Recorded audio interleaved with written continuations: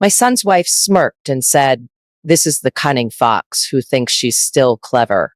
Her rich family laughed, every word cut deeper than a knife. I stayed silent, only smiling. But when her father looked at me, his laughter suddenly stopped. His eyes widened, and then he whispered something that made everyone freeze. Before I tell you what happened next, if you're watching this, please hit subscribe to her voice. Tell me in the comments which country you're watching from. Hello, friends. My name is Eleanor Thompson. I am 62 years old, and I live in Asheville, North Carolina. After decades of working as a school librarian, I thought retirement would finally bring me peace.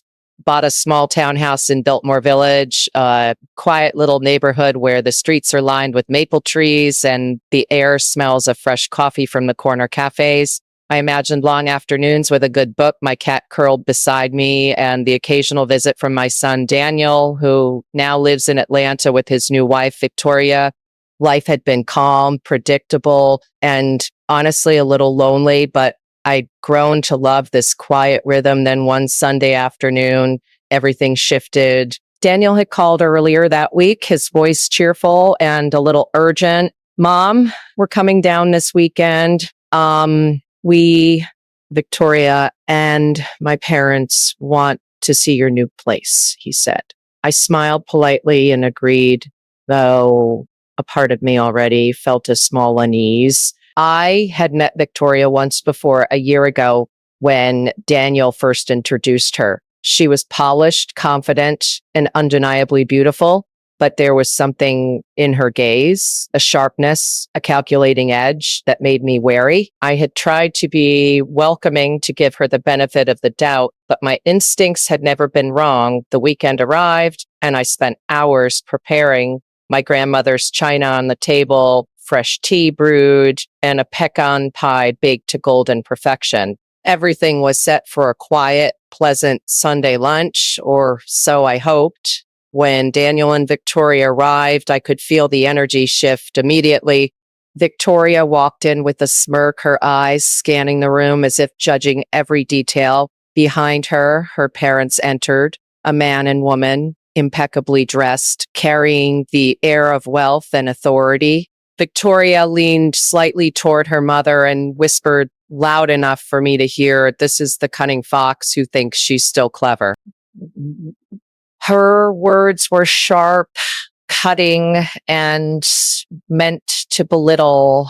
And then, as if on cue, the entire family laughed. Every laugh felt like a blade piercing through the quiet confidence I had built in my new home.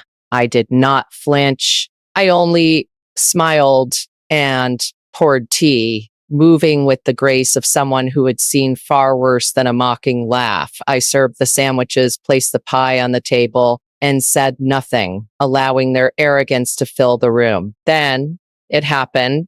Victoria's father, a tall, imposing man with a voice that could command any room, suddenly froze.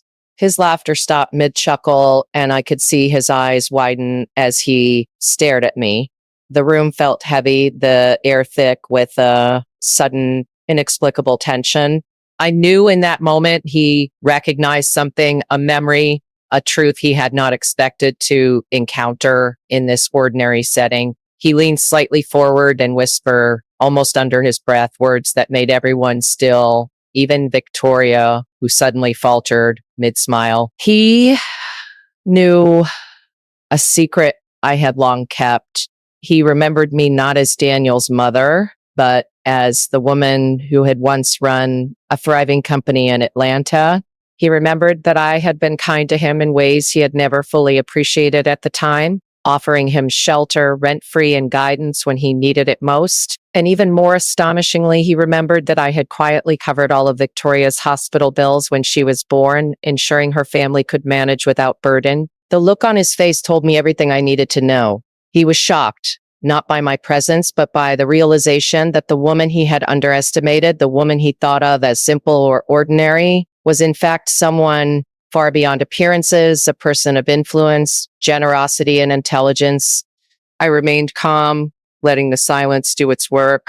Victoria shifted in her seat, noticing the sudden tension, but not understanding its cause. Her parents exchanged glances, unsure of what had just happened. And the laughter that had filled the room moments ago was gone, replaced by a quiet, charged stillness. I took a sip of tea, letting the warmth settle in my hands and heart. Savoring the moment was not triumph or gloating. I felt only a quiet satisfaction in knowing that the truth of my life, my choices, and my past could not be denied. That afternoon, as the family fumbled through small talk, I observed them with keen eyes, noting habits, tendencies, and subtle weaknesses.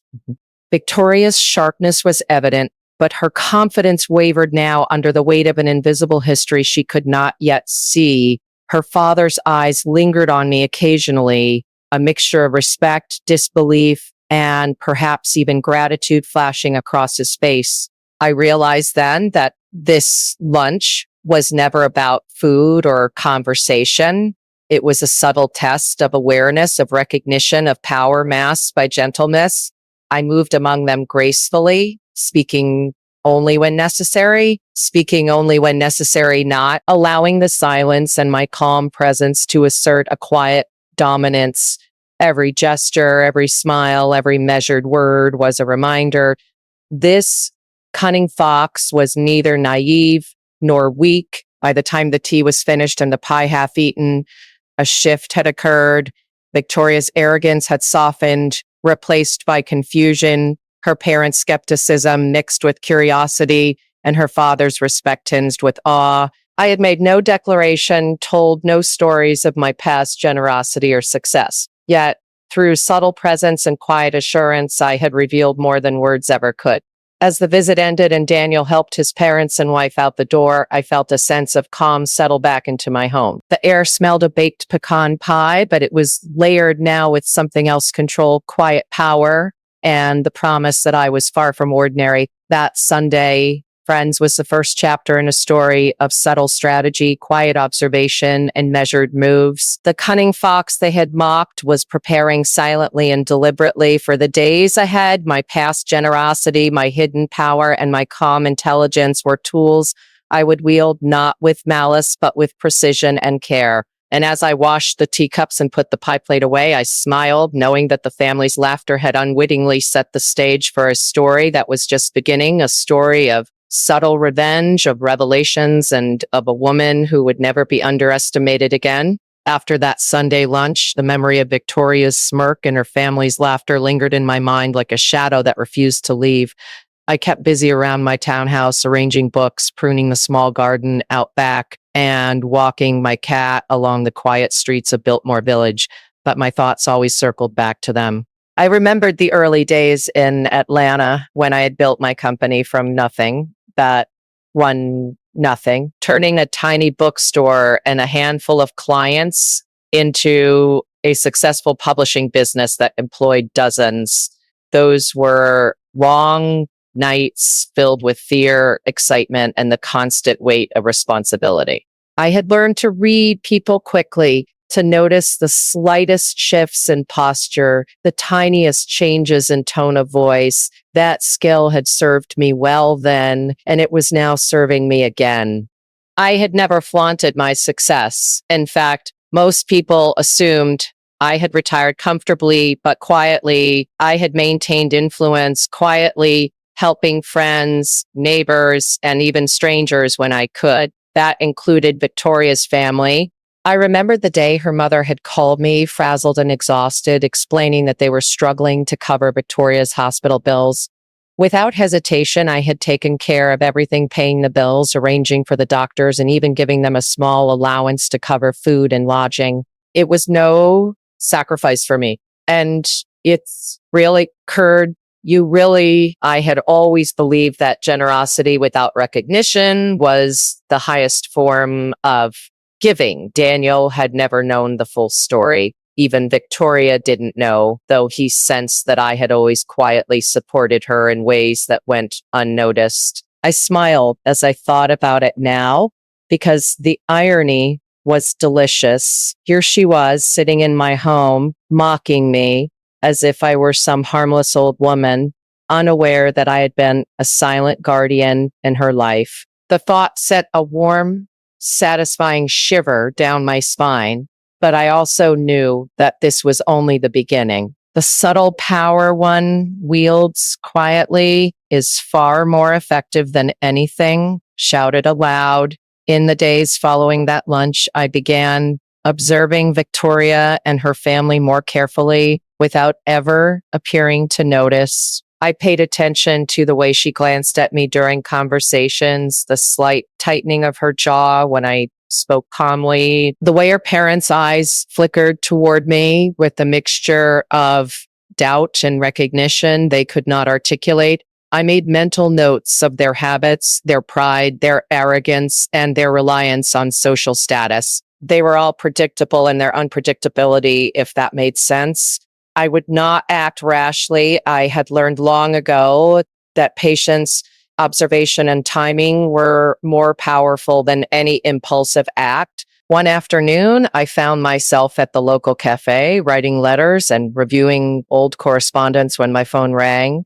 It was Daniel, cheerful as ever. Mom, Victoria's parents are planning another visit next week. They want to see the new town, maybe have dinner at your place again. Are you okay with that? I paused for a moment, letting the weight of his words settle in. Of course, I said lightly, though inside I was already planning, already considering how to use this next visit to my advantage. It wasn't about revenge in the cruel sense.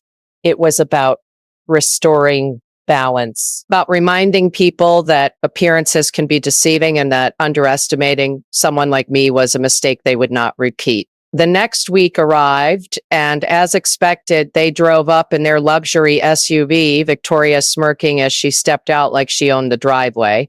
Her parents followed, impeccably dressed, their eyes scanning my modest home with the subtle disdain only money can buy. I greeted them warmly, keeping my tone light and calm. I served tea, again using my grandmother's china, and casually mentioned a few local events, book clubs, and charity meetings that I had been involved with. Their expression shifted slightly, a mixture of curiosity and unspoken recognition. Victoria's father, in particular, seemed distracted, glancing at me with the same widened eyes I had seen the previous Sunday. That subtle shift was everything. I knew he remembered the days in Atlanta, the quiet generosity and the influence I had wielded without ever seeking credit. And now he was beginning to see the same woman in his daughter's home, someone far from the harmless image she had assumed. Throughout the afternoon, I let small things slip in conversation, references to my former business ventures, the occasional casual mention of people I had helped, and tiny anecdotes that, on the surface, seemed innocuous. Each time, Victoria's smirk faltered, replaced by subtle unease. Her mother's posture stiffened. Her father's gaze lingered longer than polite conversation would allow. I could see the wheels turning in their minds. They were beginning to realize that the cunning fox they had mocked was far more than she appeared. And I allowed it. I sipped my tea slowly, smiling as if enjoying a sunny afternoon, while in reality, every word and gesture was a carefully measured step in a game they had unwittingly entered. That evening, after they left, I sat on my porch. The satisfaction was quiet but deep. They had begun to see the outlines of the truth. I was not merely an elderly woman with a warm smile and a neat townhouse. I was Eleanor Thompson, a woman who had built a company, changed lives, and quietly wielded influence in ways most people could not imagine. I was the same woman who had ensured Victoria's early survival and comfort, who had once given her father a roof when he had no place to stay, all without expecting recognition. And now, slowly, subtly, they were beginning to understand it. Part of me wondered if they would ever fully grasp the depth of my past actions, but that was not necessary. The knowledge, the quiet acknowledgement in her father's eyes, the subtle tension in Victoria's smile, that was enough. That evening marked a turning point, the beginning of a careful, deliberate strategy that would unfold over weeks, months, even years. I was no longer simply a bystander in this family. I had become a subtle force, a presence that would be felt in small, precise ways until the arrogance of those who mocked me was tempered by recognition and respect. And as the sun set over Asheville, painting the town in warm golden light, I felt a quiet thrill in knowing that the cunning fox they thought they understood was only beginning to reveal herself. This story, my story, was just beginning, and I intended to see it unfold exactly as it should, with patience, intelligence, and a calm confidence that no mockery could ever diminish. The days after that second visit were filled with quiet reflection. I spent my mornings walking along the cobbled streets of Biltmore Village, enjoying the rustle of autumn leaves beneath my feet. But my mind was never far from Victoria and her family. It was strange how a single lunch could ripple through one's thoughts, setting off a chain of realizations and strategies. I understood now that I was no longer merely Daniel's mother hosting polite visits. I had become an observer of human nature, quietly noting weaknesses, pride, and patterns that others overlooked. I began keeping a mental list of their tendencies. Victoria, for instance, had an almost obsessive need to control every situation, masking her insecurities with arrogance and laughter. Her father had a prideful streak, the kind that makes a man cling to old memories of recognition and power, even if those memories are long past. Her mother, though more reserved, carried a sharp, judgmental eye, quick to notice details others might miss. Observing them was like watching a carefully choreographed dance. Every glance, every shift in posture, every tightening of a jaw or flicker of an eyebrow revealed far more than words ever could. And I began to see patterns. When Victoria felt unsure, she smiled or made a joke. When her father felt guilty or recognized something from the past, he would avert his gaze briefly, then resume with forced composure. Her mother's eyes often lingered on the surroundings, evaluating, calculating. With each observation, I made quiet notes in my mind, filing them away for later, knowing the right moment would come to use them. I didn't rush. Patience had always been my ally, both in business and in life. That week, Daniel called again, this time with a new request. Mom, we're thinking of going on a small trip next weekend. Would it be all right if we stayed with you one more night? Victoria really wants to see your town again. I smiled, keeping my voice light. Of course, Daniel. You know the door is always open. Inside, a small thrill ran through me. Another visit meant another opportunity, and I intended to observe carefully, perhaps even influence subtly, as a woman who understood the value of patience and perception. When they arrived, Victoria's smirk was present, but slightly tempered, as if she sensed a shift in the balance of the room. Her parents followed, each carrying themselves with the same polished confidence, but now with a subtle undercurrent of curiosity.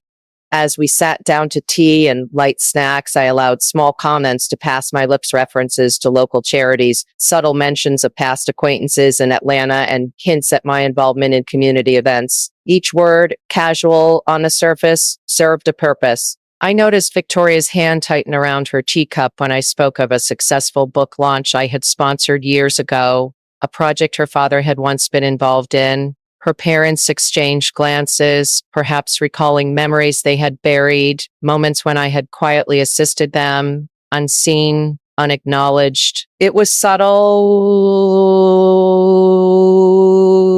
yes, almost invisible to anyone else, but for those with keen eyes, the message was clear.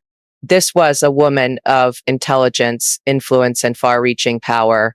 Over the next few hours, I let the conversation flow naturally, interjecting only when necessary, always calm, always composed. Victoria tried to dominate the conversation with stories of her travels, her achievements, and social connections, but each attempt was countered with polite interest, yet an underlying assertion of my own experience and insight. By the end of the afternoon, I could see the unease in her posture, the slight hesitation before she spoke, the fleeting glances toward her father for reassurance. Even subtle moments of discomfort were victories in themselves, small affirmations that the dynamic had shifted. Later that evening, as they prepared to leave, Victoria lingered at the doorway, her eyes flicking toward me with a mixture of calculation and uncertainty. I smiled gently, letting her know without a word that I had noticed everything, that the game was no longer entirely in her hands. Her father, too, gave me a look that carried both recognition and quiet approval. There was an unspoken acknowledgement between us. He knew my past, he knew my generosity, and he understood the quiet strength I wielded. The drive back to Atlanta left the house in a still, thoughtful silence. Daniel, ever cheerful and unaware of the undercurrents, chatted about dinner plans and upcoming work events, while Victoria remained quiet, her mind seemingly replaying every interaction of the day. I stood at the doorway long after their car disappeared down the lane, savoring the calm that returned the satisfaction of observation and the quiet promise of moves yet to come. For I knew that true influence is rarely loud or overt. It is quiet, deliberate, and patient. It is the small gestures, the careful words, the subtle actions that guide outcomes without others even realizing it. Over the next several days, I continued my quiet routine, all the while thinking through the details I had observed. Each habit, each word, each gesture became a piece of the puzzle. How did Victoria react when challenged subtly? How did her father respond to unspoken reminders of past kindness? How did her mother balance judgment with curiosity? Every answer became a tool, a means of gently steering events toward their inevitable resolution. And all the while, I reminded myself that my aim was not vengeance for its own sake, but justice, recognition, and a restoration of balance. There is an art to being underestimated. It allows one to gather information, to understand the motivations of others, and to plan with precision. By the time Victoria and her family returned for another visit in the coming weeks, I would be ready.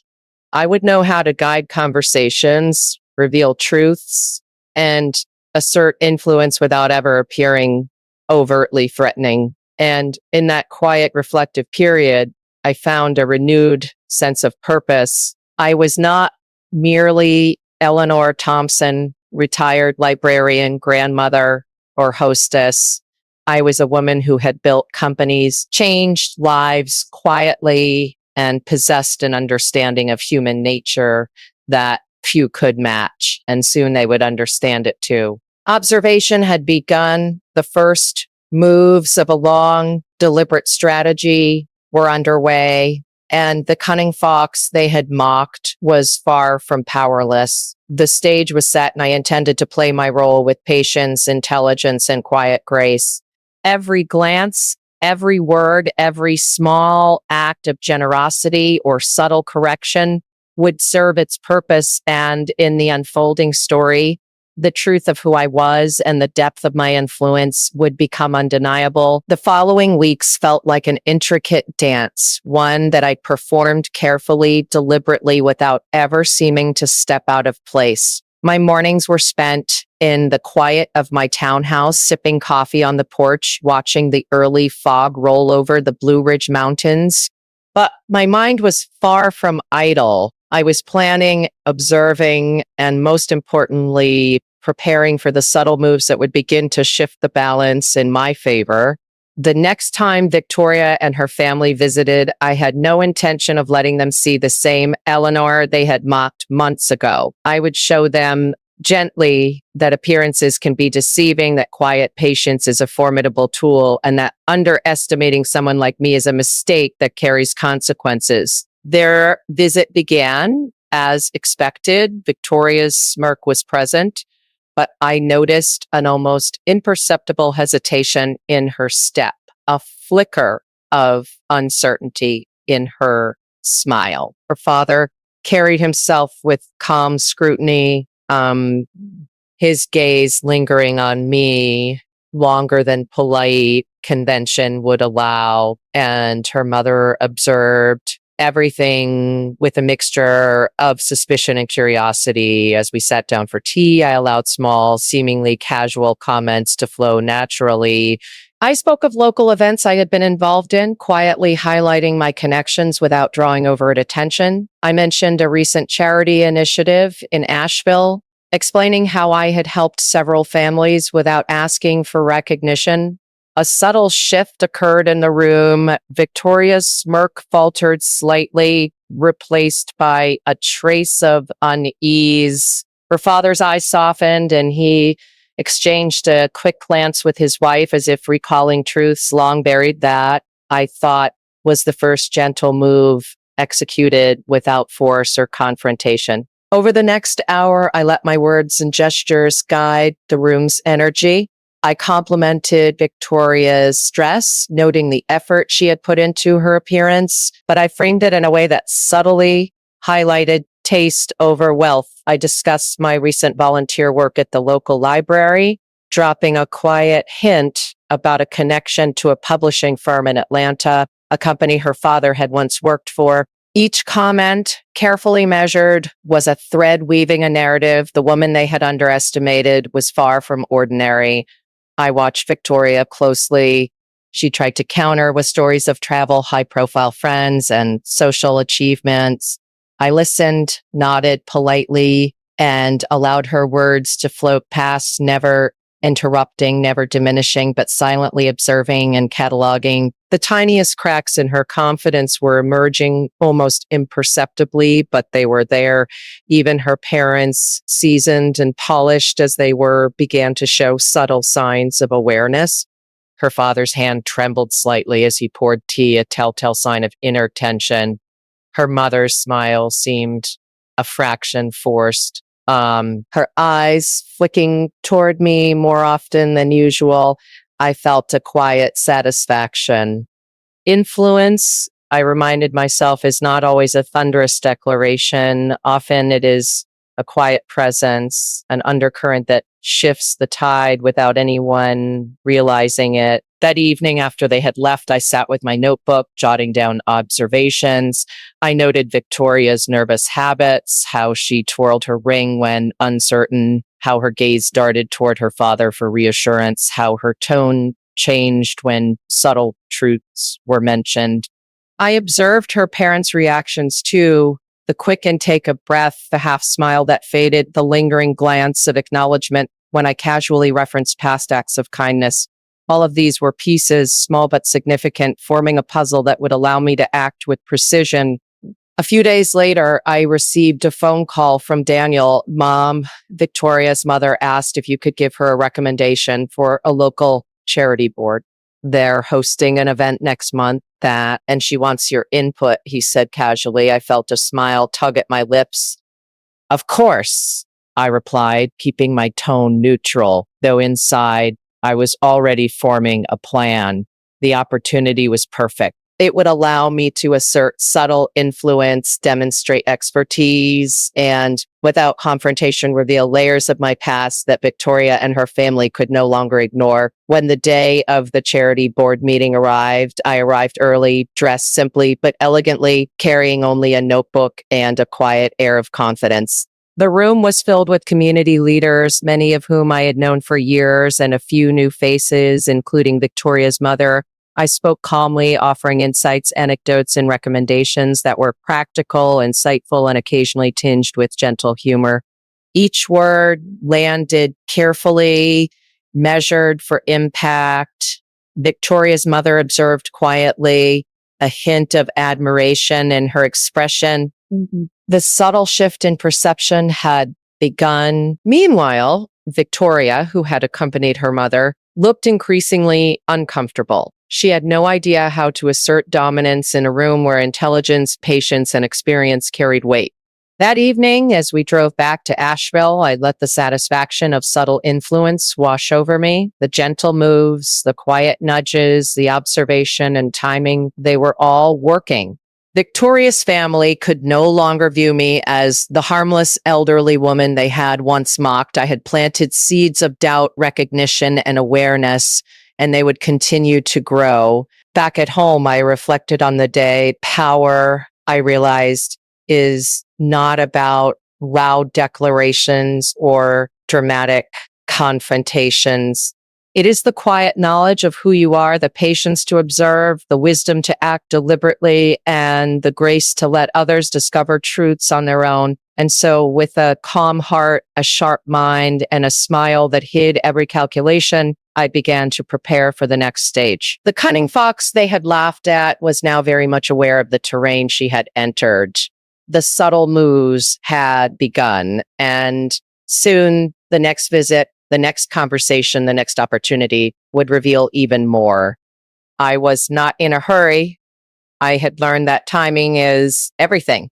The careful placement of words, gestures, and observations could alter outcomes far more effectively than overt confrontation. And as the autumn sun dipped behind the Blue Ridge Mountains, painting the town in amber and gold, I felt a quiet thrill.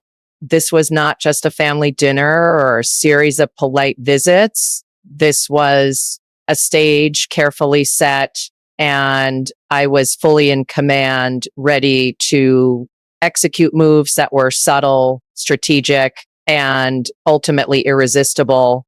Every glance, every gesture, every small word would be counted, cataloged, and eventually it would all culminate in a quiet, undeniable assertion of who I truly was. The woman they had called a cunning fox would soon reveal layers of power, kindness, and intelligence they had never anticipated. And in that quiet evening, sipping tea and watching the leaves swirl in the wind, I smiled, knowing that patience, observation, and gentle influence were far more potent than any loud declaration could ever be. It was a crisp October morning when I realized the first subtle moves I had been making were starting to take effect. The town of Asheville was alive with the golden hues of fall, and I took a slow walk through the streets, observing the little shops, the cafes filling with early customers, and the way the sunlight caught the colorful leaves on the sidewalks. Yet, even amidst this tranquility, my thoughts were occupied with Victoria and her family. They had returned for another weekend visit, and the tension I had carefully nurtured was beginning to show in small, delicious ways. The first sign came the moment Victoria walked through the front door. Her confident smirk was slightly off balance, replaced by a fleeting hesitation that she quickly masked with a practiced laugh. I greeted them warmly, as I always did, and invited them to sit for tea and small snacks. Her father, whose eyes had widened the first time he recognized me, now held a subtle curiosity in his gaze, as if calculating what he had once overlooked. Victoria's mother tried to maintain a veneer of calm, but I caught the faintest tremor in her voice as she complimented the small, neatly kept townhouse. The conversation began as usual, polite, measured, and filled with the usual social small talk. I allowed them to speak, nodding and smiling where appropriate, but I also began to weave in small strategic references that would leave a lasting impression. Ooh. I spoke casually of the community library, mentioning my involvement in establishing a local reading program for underserved children. I mentioned a recent charity fundraiser where I had quietly sponsored several families, including a young woman who reminded me faintly of Victoria in her determination, but lacked the refinement her family prized. Each reference, though subtle, was a carefully placed marker and assertion of experience, influence, and benevolence that they could not ignore. Victoria naturally tried to assert dominance in conversation, speaking at length about her travels, high-profile friends, and social engagements. I listened, occasionally nodding, letting her words drift past like leaves on a river, acknowledging her claims without challenging them directly. Her father and mother, however, were no longer passive observers. They listened more attentively, their expressions shifting from polite interest to cautious awareness. Small glances passed between them, silent acknowledgement that perhaps they had misjudged me. Later that afternoon, Daniel suggested a walk around the neighborhood. I accompanied them. Strolling along the cobbled streets and sharing casual anecdotes about Asheville's history, the old architecture, and the small shops I had come to adore. I mentioned, almost in passing, that one of the old bookstores had connections with a publishing company in Atlanta, a company that had once employed Victoria's father. His eyes flickered briefly, recognition flashing across his face, and I saw the slightest tightening of Victoria's jaw. That moment, seemingly inconsequential, was the first bite of subtle awareness, a reminder that I was far more than I appeared to be. We returned home for tea as the late afternoon sun dipped low, casting long shadows across the room. I spoke of a local authors reading event I had helped organize, casually noting the connections I had maintained over the years with writers and publishers alike. Victoria's eyes darted toward her father, searching for some reassurance, some anchor to steady her increasingly uneasy composure. He gave a subtle nod, acknowledgement without speech, a silent recognition of the truth I had begun to reveal. Even her mother seemed to notice, a slight pause in her chatter as she considered my words carefully, the smile on her lips now tinged with curiosity rather than judgment. That evening, as the family prepared to leave, Victoria lingered at the doorway, her hand on the frame, as if considering whether to speak. I smiled warmly, though my mind cataloged every subtle shift, the hesitation in her step, the way her gaze darted toward her father, the momentary frown that betrayed her unease. These were all small victories, the first bites in a long, patient game. After they left, I walked slowly back into my living room, allowing the quiet of the evening to settle over me. I reflected on the afternoon, noting each subtle reaction, each imperceptible change in demeanor. Patience, observation, and timing had always been my greatest allies. Today, they had served me well. That night, I wrote detailed notes in my journal, cataloging everything I had observed. Victoria's need to dominate conversation, her reliance on her father's approval, her mother's careful scrutiny, all of these became tools, pieces in a puzzle that I could now assemble with precision. I also reflected on my own calm, measured responses, how I had allowed my quiet presence to assert influence without ever overtly challenging their pride. It was not cruelty, nor was it arrogance. It was simply the natural consequence of being underestimated for far too long. In the following days, I continued my routine with quiet satisfaction. Each visit, each conversation, each small interaction was now an opportunity to reinforce the subtle lessons I had begun to impart. I made mental notes of phrases, gestures, and moments that would serve in future strategies. I thought back to the hospital, to the day I had quietly covered Victoria's bills, ensuring she had everything she needed. That memory, sweet and long buried, now carried additional weight. Not only had I helped them in the past, but I was now revealing gently that I was a woman whose influence, generosity, and intelligence could not be ignored. The first bite had been taken.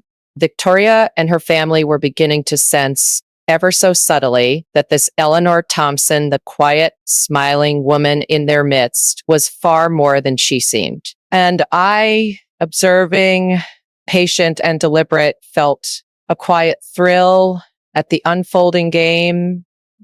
There would be more moves, more revelations, and eventually the full extent of my presence would be recognized.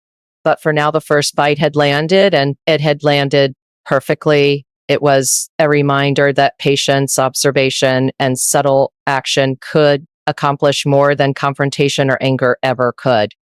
And as I sat that night by the warm glow of my reading lamp, sipping tea and listening to the wind rustle through the maple trees outside, I smiled to myself. The stage was set. The players were in place, and the cunning fox they had mocked was now quietly asserting herself, bite by bite, word by word, gesture by gesture. The story was only beginning, and I was ready. The days following that afternoon were filled with quiet satisfaction for me, yet a strange tension lingered in the air whenever I thought of Victoria and her family. It was as though the subtle moves I had been making were beginning to ripple outward, and I could almost sense the unease they caused. I spent mornings sipping coffee on my porch, watching Asheville slowly wake beneath the soft autumn light, but my thoughts kept returning to them. Their visits were no longer simply social calls. They were opportunities for observation, for gentle influence, and for revealing in small measures the truths they had so long ignored.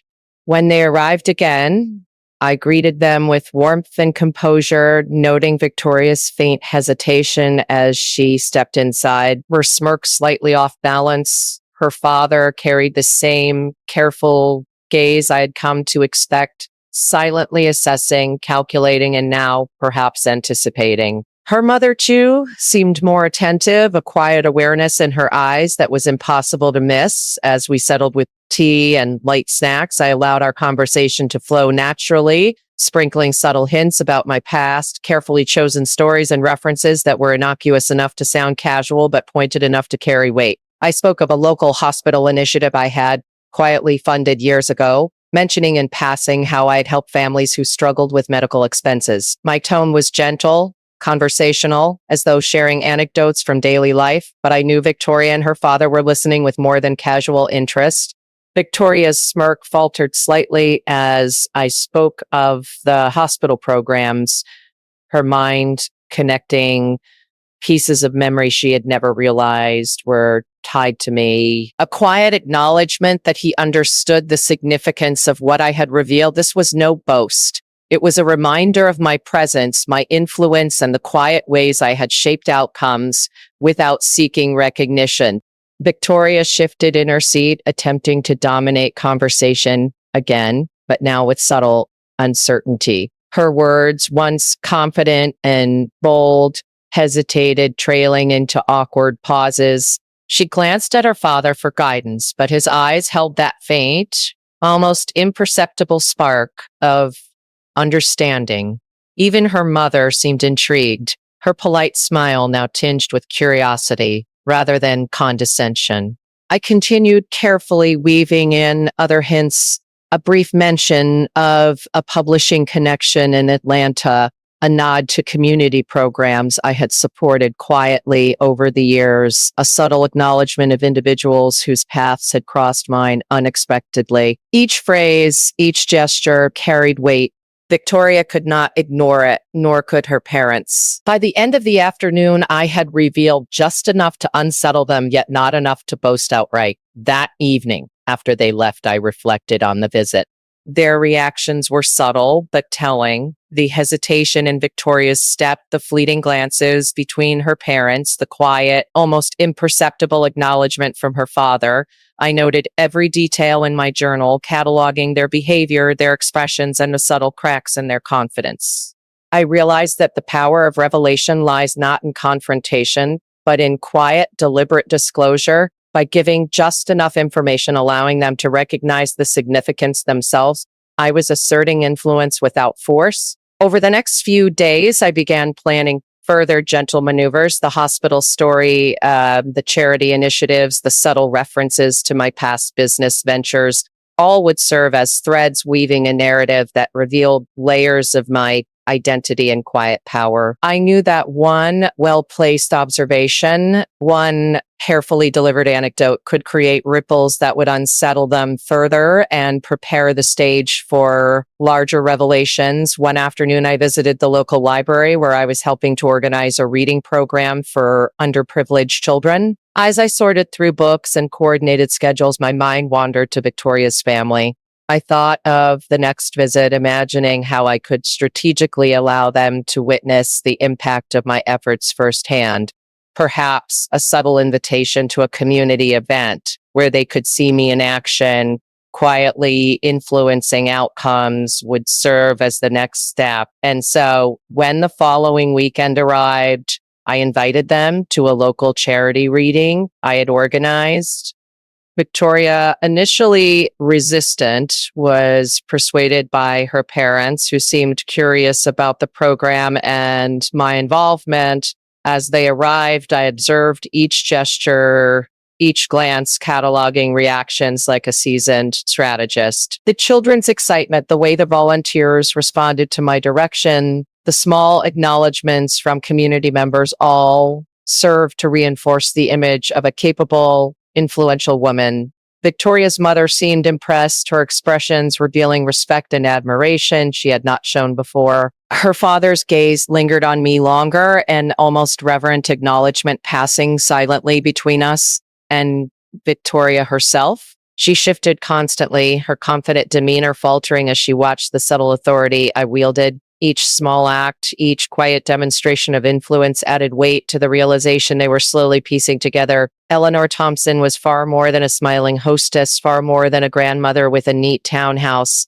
She had built influence, quietly shaped lives, and exercised power in ways that left lasting impact. That evening, after the family left, I sat on my porch. The crisp night air brushing against my face, reflecting on the day's events. The seeds of awareness had been sown, growing quietly, imperceptibly, yet inevitably. I realized that this method of gentle revelation combined with observation and patience was far more potent than confrontation. Absolutely. By allowing Victoria and her family to recognize the truth themselves, I was ensuring that the understanding would stick, that respect and acknowledgement would grow organically. In the following days, I continued to weave subtle references into conversations, casual anecdotes that carried hidden weight, stories that hinted at my generosity, intelligence, and quiet power. Victoria's behavior continued to shift, her confidence faltering. When I mentioned seemingly minor achievements, her eyes betraying unease whenever I made a small, thoughtful gesture. Her parents, meanwhile, began to acknowledge my influence, silently nodding, exchanging quick glances that communicated understanding without words. The quiet satisfaction of these revelations, of watching them slowly come to recognize truths they had long ignored, filled me with a calm, patient delight. I knew that the game was unfolding exactly as it should, that the gentle unveiling of my past and present influence was achieving its purpose. And as I sat that evening sipping tea and watching the leaves swirl gently in the wind, I felt a renewed sense of purpose. The cunning fox they had mocked was now revealing herself layer by layer, without malice, without arrogance, but with precise, deliberate grace. And in that quiet, reflective moment, I smiled, knowing that the secrets I had long carried, the hospital generosity, the subtle influence in Atlanta, the quiet guidance I had given to many, were no longer hidden. They were now threads in a narrative that Victoria and her family could not ignore, and their understanding, however reluctant, was beginning to take root. This was not just subtle revenge. It was a reclamation of recognition, an assertion of truth, and a reminder that appearances, however confident, can be deceiving. The story was unfolding perfectly, quietly, and inevitably, and I was fully in command. It was a chilly November morning when I realized the next step had to be more deliberate. Observation and subtle hints had done their work. Victoria's confidence had begun to crack. Her father's acknowledgement of my influence was apparent, and even her mother seemed quietly impressed. But it was time to orchestrate a scenario where the weight of my presence could no longer be ignored. A subtle social confrontation that would leave them with no illusions about who I was. The opportunity arrived sooner than expected. Daniel, as he often did, invited us all to a small Thanksgiving gathering in downtown Asheville. I knew the location well. A cozy inn with warm lighting, open fireplaces, and a handful of familiar community faces. It was perfect. When Victoria and her family arrived, I greeted them warmly, observing carefully the slight tension in Victoria's smile, the small, cautious glances her father exchanged with her mother. Their awareness was palpable. We entered the gathering, mingling among the guests. I kept my tone casual, conversational, but allowed subtle hints to slip into our interactions. I spoke briefly with several community leaders about local initiatives I had supported, never overtly highlighting my involvement, but ensuring that it was apparent. Victoria tried to dominate the conversation with her usual flair, mentioning her travels, social gatherings, and influential friends. But now the room had begun to shift subtly in my favor. Guests familiar with my presence and past work engaged with me attentively, asking questions, seeking advice, acknowledging my quiet influence. Victoria's attempts to assert herself met polite but deliberate resistance. She realized almost immediately that in this room, her usual tools of confidence and social status carried less weight. Her father's eyes followed carefully, a quiet acknowledgement flickering across his face. Her mother's polite smile softened, showing admiration she had been careful to hide before. The subtle confrontation had begun. At one point, a young volunteer approached me, asking for guidance on an event I had helped organize months prior. I offered advice, calmly, gently correcting her missteps while praising her initiative. Victoria's eyes flicked toward me, a mixture of surprise and unease crossing her features. She whispered something to her mother, who nodded subtly, both realizing more clearly than ever that this was no ordinary woman. The energy in the room shifted, though no one spoke of it aloud. The recognition of quiet influence, of skill and benevolence wielded without arrogance, was a force that commanded attention. That evening, as we returned home, I noticed the subtle changes in Victoria's demeanor. Her usual confident stride was slightly slowed, her smile less assured, her glances toward me tinged with calculation. Her father, on the other hand, gave me a fleeting nod of recognition, the silent acknowledgement that he now fully understood the woman before him. Her mother, too, seemed quietly impressed, her earlier judgments tempered by observation and respect. After they left, I sat quietly on my porch, the crisp air brushing against my face, reflecting on the events. This first social confrontation had been executed flawlessly, without confrontation, without harsh words. I had asserted my presence, influence, and the quiet power that comes from experience and intelligence. I realized then that the most effective confrontations are not loud. They are subtle, deliberate, and layered with observation. In the following days, I continued my quiet routine, all the while preparing for the next stage. The subtle moves, the gentle revelations, and the careful social confrontations had begun to unsettle Victoria and her family, but I knew patience was still key. The next steps would require precision, small gestures, strategically placed hints, and subtle demonstrations of influence that could not be ignored. I spent my mornings walking through Biltmore Village, observing the interplay of human behavior in everyday interactions, thinking of ways to apply these lessons in my ongoing strategy. Each small interaction, each deliberate choice of words or gesture became a tool for the subtle influence I wielded. I thought back to the hospital, to the day I had quietly covered Victoria's medical expenses. That act, unnoticed and unrecognized, had already established a foundation of quiet authority and influence. Now, months later, I could allow small glimpses of that truth to emerge without boasting, letting them realize the depth of my past actions on their own. One afternoon, I invited Victoria and her parents to a casual brunch at a small cafe I frequented. The setting was intimate but public, ideal for subtle observations. As we spoke, I allowed casual references to my past work and philanthropic efforts to surface naturally. A mention here, a gentle anecdote there, always phrased with humility, but carrying undeniable weight.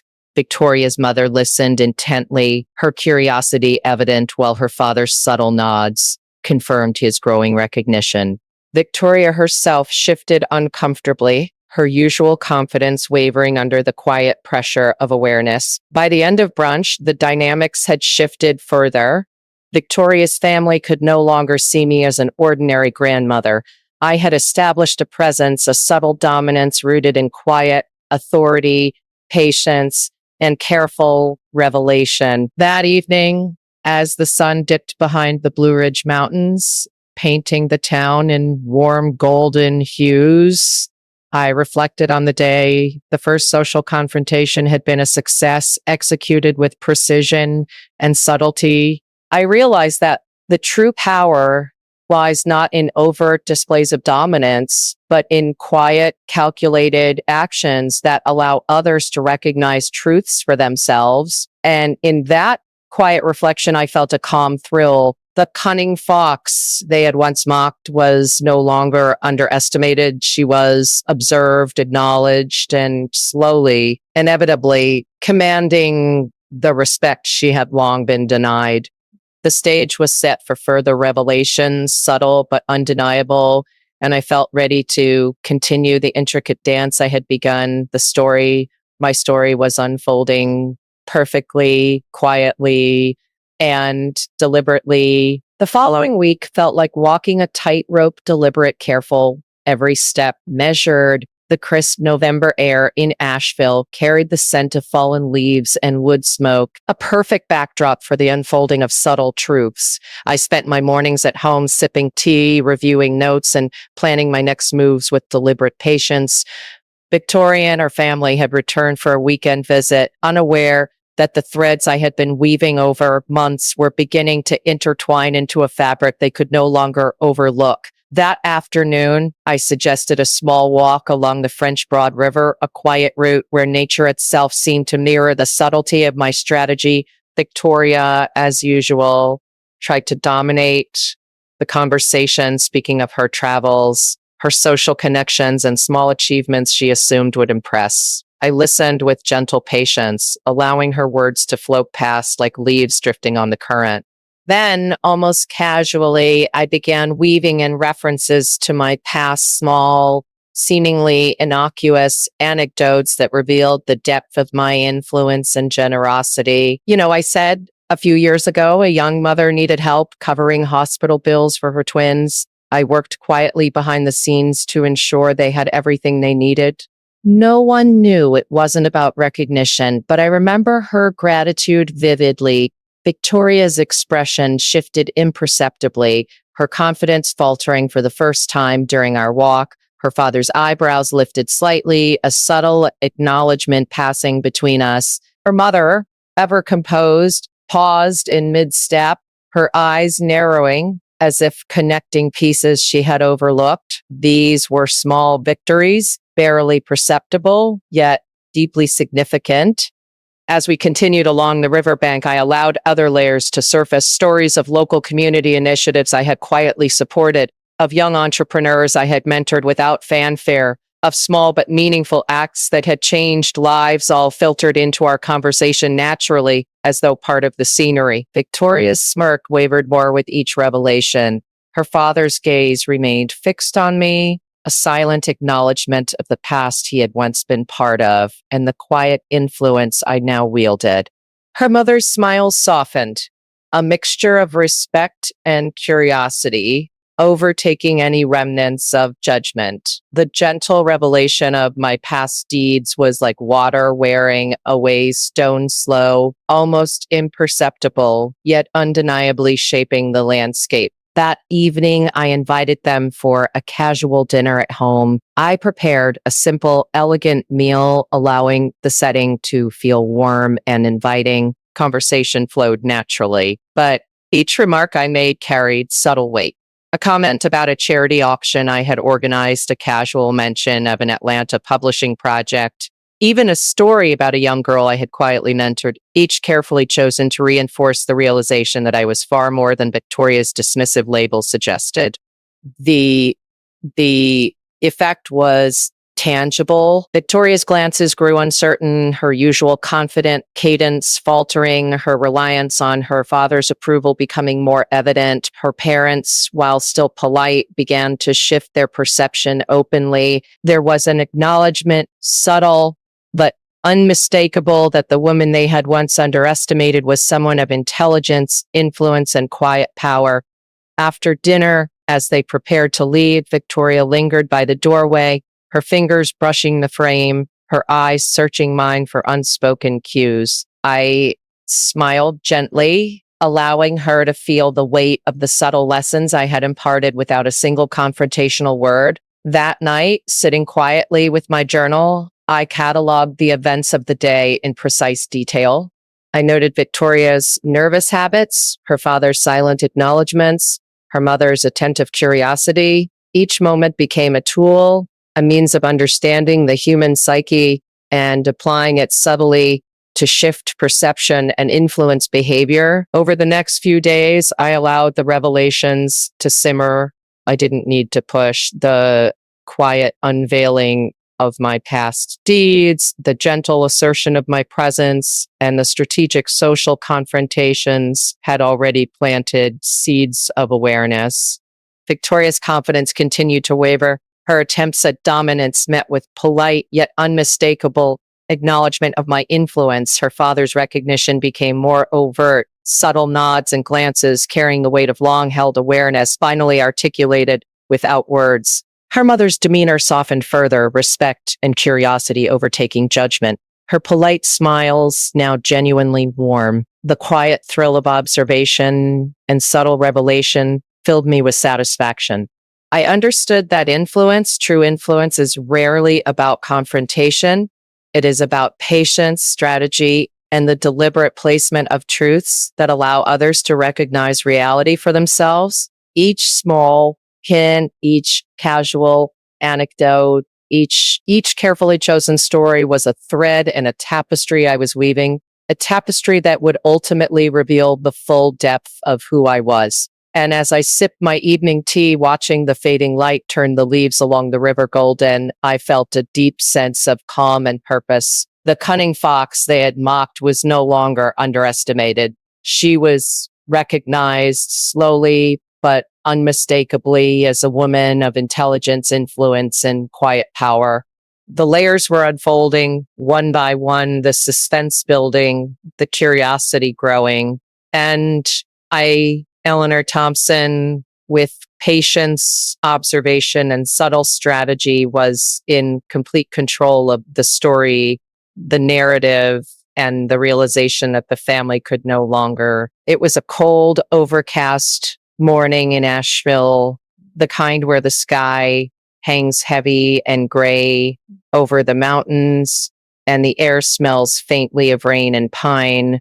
I had been anticipating this day for weeks, knowing would provide the perfect stage for a revelation that could no longer be subtle. Victoria and her family had planned a visit to my townhouse, and this time I was prepared to reveal just enough of the truth to shift the dynamic entirely. The moment they walked in, I greeted them with warmth, my smile calm, almost maternal, but carrying the quiet weight of years of experience and influence. Victoria's smirk was hesitant, the confidence I had begun to erode over months now showing cracks that could no longer be ignored. Her father's eyes, once polite and distant, now held a flicker of recognition and curiosity, the subtle acknowledgement that he had underestimated me for far too long.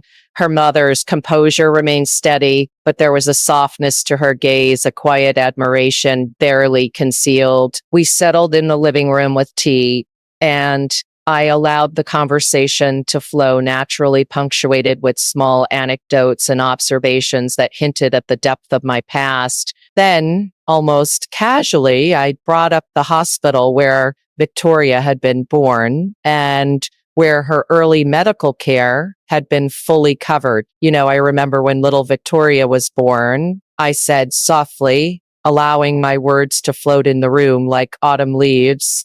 The hospital staff were worried about covering all the expenses. It wasn't much, but I quietly ensured she had everything she needed. No one knew. I never sought recognition, but I remember the gratitude of her parents vividly. Victoria's mother froze mid-sip of her tea, her eyes widening slightly. Victoria herself faltered, a faint color rising to her cheeks while her father's face changed almost imperceptibly, his eyes widening in shock, his hand tightening briefly on the armrest. There was a silence thick and heavy that hung in the air. I allowed it to linger, never hurrying, letting them absorb the significance of my words. Then, softly, I continued, revealing more layers without ever raising my voice or sounding boastful. It's funny, I said, how life works. Many of the people I've quietly helped over the years don't even know my name. Yet the impact remains. Little Victoria grew strong and healthy, and I was glad to play a small part. It's a privilege to witness the ripple effect of kindness, even when unnoticed. Her father finally spoke, his voice low and measured, almost a whisper, but it carried the weight of recognition and astonishment. Eleanor, you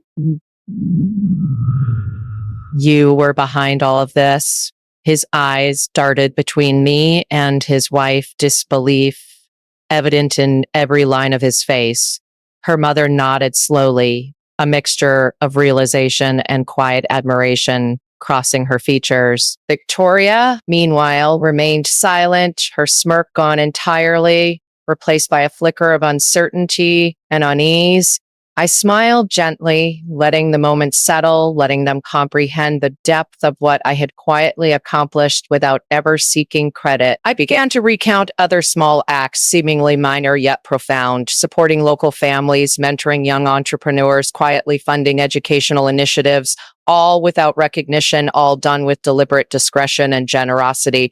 Each story was a subtle revelation, a layer peeled back to show the true measure of the woman they had mocked. The impact was immediate. Victoria's father, usually so composed, leaned back in his chair, his eyes reflecting a mixture of awe and shame, recognition and wonder. Her mother's posture softened, her smile now genuine, touched with respect and understanding. Victoria herself fidgeted slightly, her eyes darting to her father for reassurance, searching for an anchor in the growing realization that this woman, the cunning fox she had ridiculed, was far from ordinary. I let my stories unfold slowly, one after another, each revealing quiet acts of kindness, influence, and intelligence that they could no longer deny. By the time the afternoon sun filtered through the windows, casting warm light across the room, the air had shifted entirely. No longer was I a mere grandmother to be dismissed or mocked. I had become a figure of quiet power, influence, and benevolence, commanding respect without ever raising my voice or demanding recognition.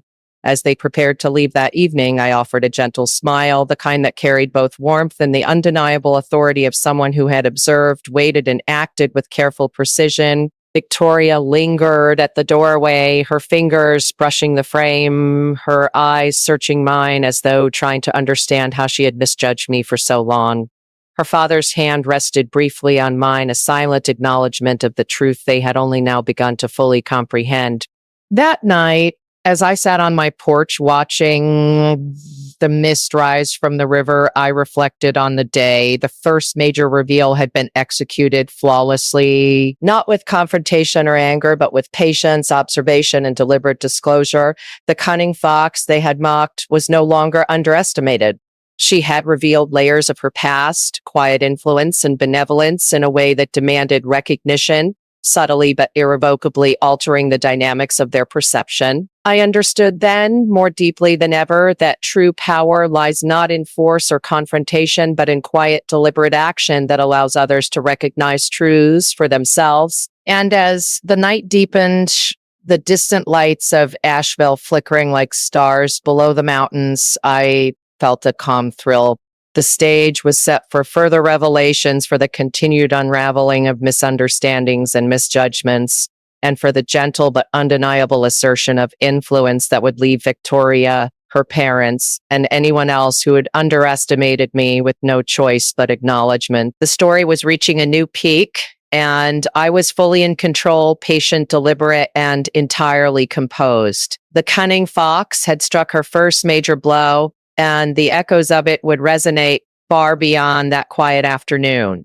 The crisp December air in Asheville carried a sense of quiet urgency that morning, though the streets themselves were serene, lined with trees shedding their last golden leaves.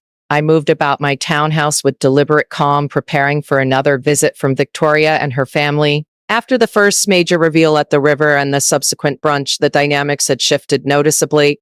Victoria's confident smirk had become tentative, her father's previously aloof demeanor now softened with cautious acknowledgement, and her mother's politeness had evolved into genuine curiosity. I knew the next step had to build upon the foundation I had established, revealing the quiet power and authority I had exercised in my professional life, and doing so in a way that was both natural and undeniable. When they arrived, I welcomed them with warmth and composure. Victoria attempted small talk, her usual attempts at dominance, faltering, her sentences trailing awkwardly into silence when met with subtle acknowledgement of my presence. Her father's eyes, now sharper and more attentive, tracked every move I made, while her mother seemed captivated, as if seeing an entirely new dimension of the woman she thought she knew. Over a light lunch, I began to weave in anecdotes of my business experience. I said, stirring my tea gently, years ago, I managed a publishing firm in Atlanta. It was quiet work, but it involved making tough decisions, mentoring young employees, and sometimes navigating complex challenges behind the scenes. I never spoke much about it, but it shaped so many of the careers and lives I had the privilege to touch. The faintest flicker of recognition crossing her features, her father's gaze locked onto mine for a moment, subtle but unmistakable, as though acknowledging something long buried in memory.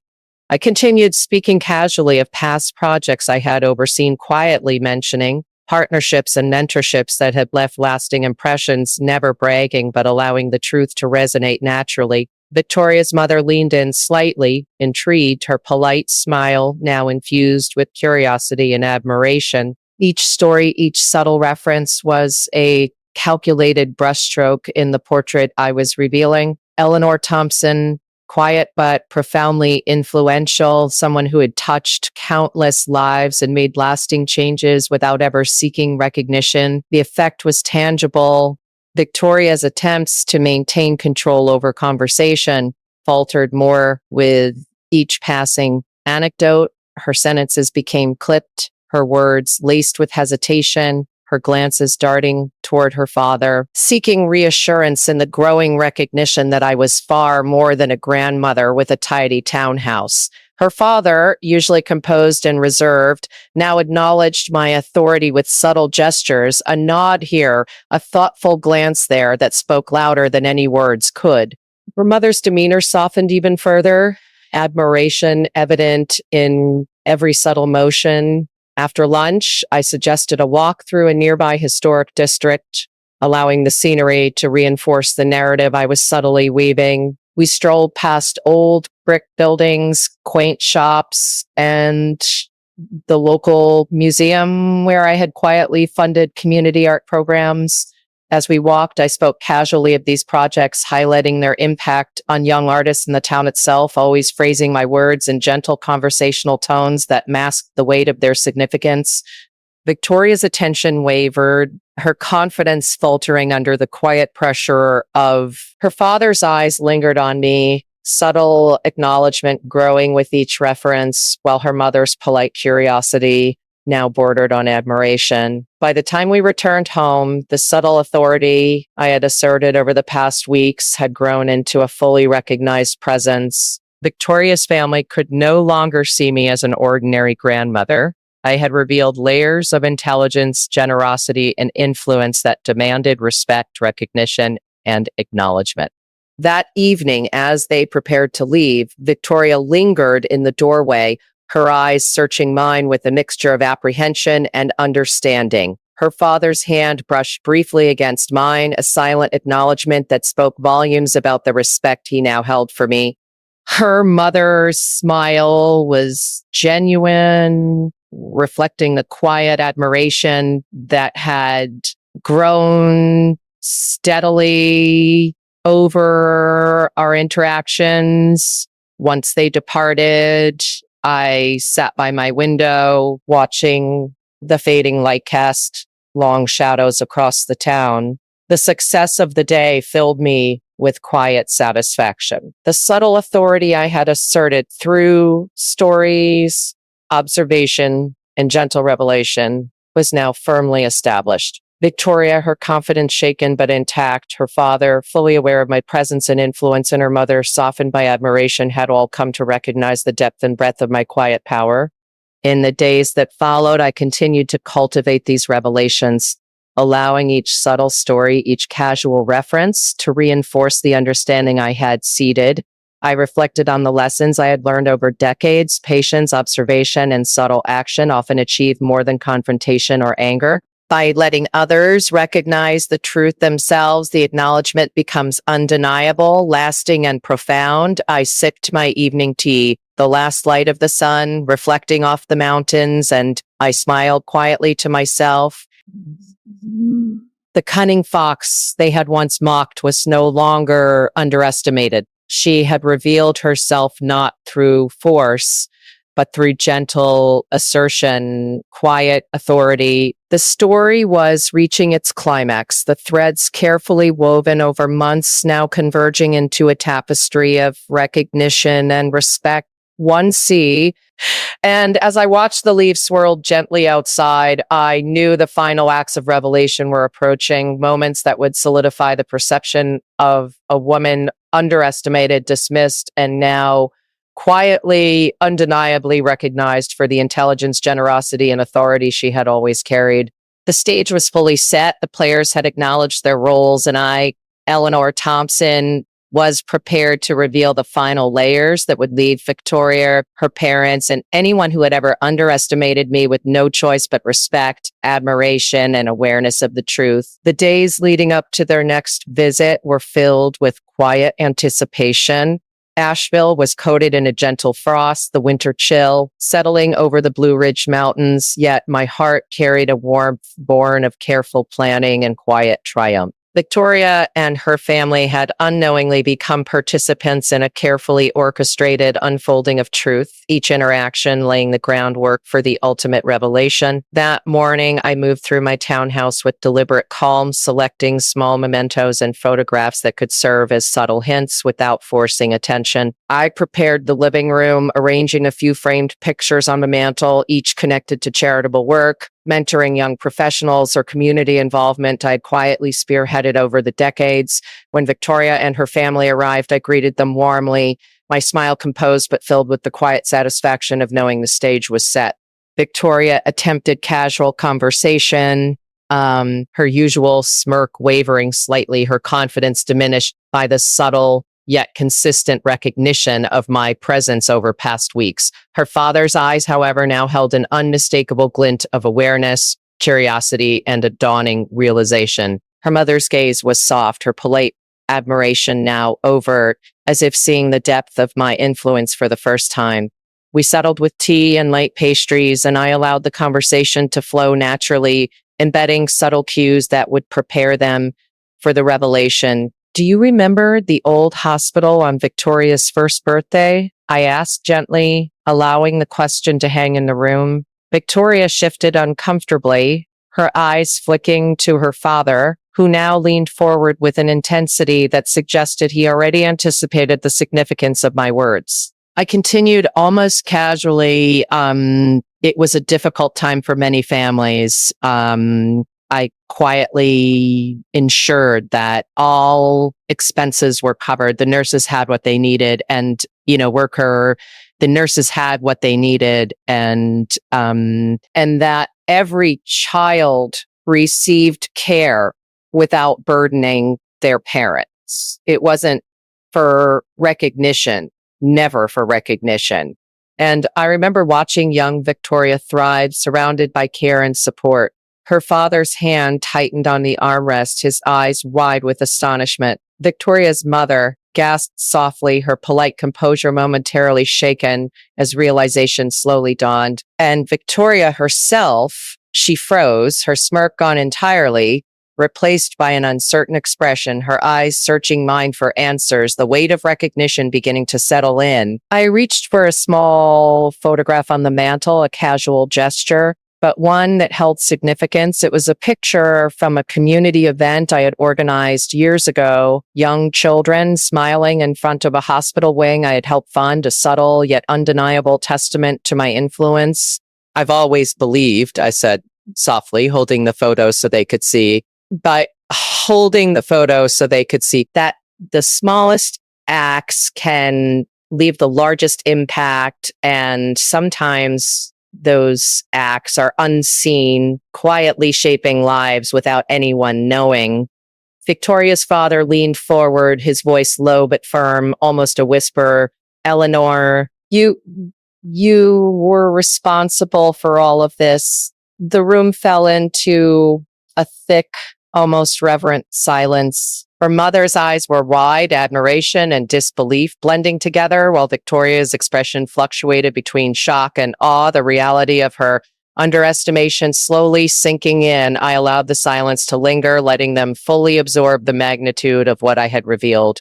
This was no ordinary grandmother, no cunning fox to be mocked. This was a woman whose quiet influence had shaped lives, healed wounds, and built communities. And the realization of that truth was now undeniable. I continued carefully layering additional revelations, stories of mentorship, subtle business influence, and the quiet acts of kindness that had left a ripple effect across Asheville and beyond. Each anecdote was delivered with humility, yet carried the undeniable weight of truth. Victoria's mother nodded slowly, tears threatening to form, while her father's posture softened, acknowledgement clear in every line of his face. Victoria, meanwhile, remained silent, her eyes searching, her usual confidence replaced by reflection and a growing understanding of the depth she had previously ignored. I allowed the final layer to reveal itself subtly, a quiet flourish that would cement their recognition. I said softly, all of these years, I never sought praise or acknowledgement. My goal was simple: to help, to guide, to support, and to witness the quiet blossoming of lives touched in small but meaningful ways. The effect was immediate. Victoria's father leaned back, exhaling slowly, a mixture of relief, admiration, and awe in his expression. Her mother's polite composure broke slightly, her eyes moist with understanding and respect. And Victoria, she finally spoke, her voice small, tentative, yet filled with reluctant awe. I didn't realize, I never imagined. Her words trailed off, the weight of realization too vast for immediate articulation. I smiled gently, allowing the moment to settle, knowing that no further words were necessary. The ultimate revelation had been delivered, not through confrontation, not through anger, but through quiet, deliberate storytelling, subtle demonstration, and the undeniable proof of decades of influence and generosity. That evening, after they left, I sat by my window, the winter moon casting silver light across Asheville. I reflected on the journey, the careful orchestration, the patience, observation, and strategic timing that had allowed this moment to unfold perfectly. The cunning fox they had mocked was no longer underestimated. She had revealed herself quietly, subtly, but with undeniable authority. The respect, acknowledgement, and awe now reflected in Victoria and her parents' expressions were the culmination of months of careful planning, gentle revelation, and deliberate action. And as I sipped my evening tea, watching the frost glimmer under the moonlight, I felt a calm satisfaction, knowing that the story was reaching its final crescendo, that the truth had been recognized, and that the stage was set for a lasting acknowledgement of the woman they had once dismissed. The ultimate revelation was complete, but the echoes of it would resonate for years to come, shaping perceptions, altering dynamics, and leaving an indelible mark on those who had underestimated me. Eleanor Thompson, the quiet observer, the generous mentor, the strategic influencer, had finally unveiled the depth of her influence, and no one would ever doubt it again. The morning after their last visit, Asheville seemed quieter than usual. The sun casting soft golden light across the rooftops and streets. I moved slowly through my townhouse, savoring the calm that followed the subtle storm of revelations. The tension that had lingered for months between Victoria, her family, and me had dissolved into something far more profound: acknowledgement, respect, and unspoken understanding of the depth of my influence. It was a victory not achieved through confrontation, anger, or loud declarations, but through patience, observation, and deliberate actions. As I prepared my morning tea, I reflected on how far things had come. Victoria no longer smirked with condescension. Her father, once distant and polite but dismissive, now carried a quiet admiration in his gaze whenever our paths crossed. Her mother's subtle warmth had transformed into genuine respect, a silent recognition of what I had quietly accomplished over the years. The true triumph lay not in the acknowledgement itself, but in the shift of perception, the realization that one need not raise a voice to command influence, that quiet authority and deliberate action often achieve far more than confrontation. Later that afternoon, I took a walk along the French Broad River, the same path where I had first begun planting the seeds of subtle influence. The air was crisp, the leaves still golden against the gentle currents of water. I watched families pass by, children laughing, couples walking hand in hand, and I thought of the countless small gestures, the unseen acts of kindness, and the quiet interventions that had shaped lives without fanfare or recognition. I realized that the cunning fox they had once mocked was not defined by the sneers or dismissive words of others, but by the patience, strategy, and heart that allowed her to quietly shape outcomes, influence behavior, and leave a lasting impact. That evening, I received a message from Victoria's father. It was brief but sincere. Eleanor, thank you for everything. I underestimated you, and I'm grateful for the lessons you've taught me and our family. Your influence is undeniable and your kindness unmatched. A small smile curved my lips. Recognition from them was sweet, but the real satisfaction came from knowing I had executed every step with grace, precision, and integrity. Later that night, I sat on my porch, the mountains bathed in moonlight, the cool air wrapping around me like a gentle embrace. I thought about the journey, about the subtle moves, the quiet revelations, and the careful orchestration that had transformed perception and shattered assumptions. It struck me again. True power lies not in confrontation, but in patience, observation, and strategic action. And as I watched the stars reflect in the river below, I felt a deep, enduring calm. The story of the cunning fox was no longer a tale of mockery or underestimation. It was a story of quiet triumph, of patience rewarded, and of a woman who had revealed herself through kindness, intelligence, and strategic influence. Victoria, her parents, and even the world around me could no longer see me as ordinary. I was recognized, acknowledged, and respected not through arrogance, but through deliberate action and the quiet shaping of truth. Before retiring for the night, I recorded a short message for those who might listen to this story, for those who, like me, have ever been underestimated or dismissed.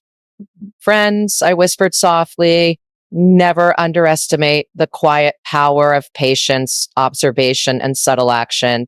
Sometimes the smallest gestures, the kindest words, and the quietest moves leave the deepest impact. Remember, the truth will reveal itself and recognition will follow, not for those who shout the loudest, but for those who act with deliberate heart and purpose. I set the recorder aside and allowed myself a moment of reflection, a quiet satisfaction that the journey had reached its apex. the lessons, the subtle victories, the lessons, the subtle victories. And the quiet triumphs would linger, not just in the hearts of Victoria and her family, but in my own, a reminder that patience, kindness, and strategy are the truest forms of power. As I closed my eyes, the cool mountain air carrying the soft murmur of the river below, I knew this story, my story, had reached its natural conclusion. Yet, as with all stories, life continues. There would be more lessons to teach, more perceptions to shift, and more quiet triumphs to achieve. And Eleanor Thompson, would continue deliberate, patient, and unwavering, quietly shaping the world in ways unseen but undeniably felt. Thank you for listening to my story. I hope it reminds you of the strength and patience, the power in quiet actions, and the impact of subtle kindness. If you've ever felt underestimated, overlooked, or dismissed, remember, your influence is real, your presence matters, and your quiet triumphs can change the world. Don't miss the next story. Subscribe, share your thoughts, and join me as we continue uncovering tales of strength, revenge, and subtle victories from my perspective.